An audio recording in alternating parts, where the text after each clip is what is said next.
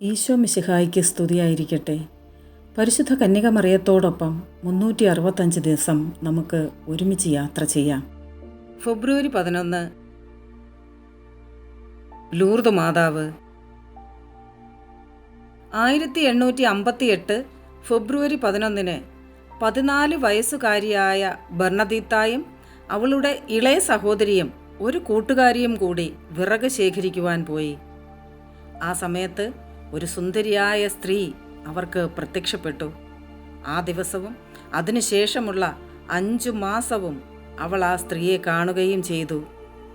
ഫെബ്രുവരി 25 മാതാവിൻ്റെ ആജ്ഞപ്രകാരം ഗ്രോട്ടോയുടെ അടുത്ത് കുഴിച്ചപ്പോൾ ഒരു അരുവി പുറപ്പെട്ടു.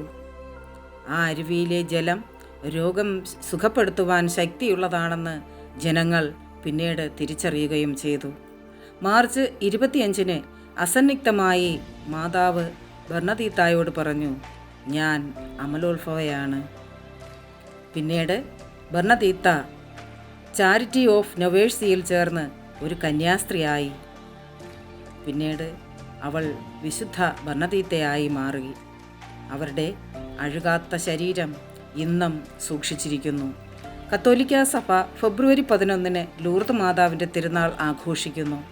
എന്നാൽ ലൂർദിൽ ഓഗസ്റ്റ് 15 സ്വർഗാരോഹണ തിരുനാളിനാണ് വലിയ തിരുനാളായി തീർത്ഥാടകർ ആഘോഷിക്കുന്നത്. മാതാവിൻ്റെ ഏറ്റവും വലിയ അത്ഭുത കേന്ദ്രമാണ് ഇന്ന് ലൂർദ്.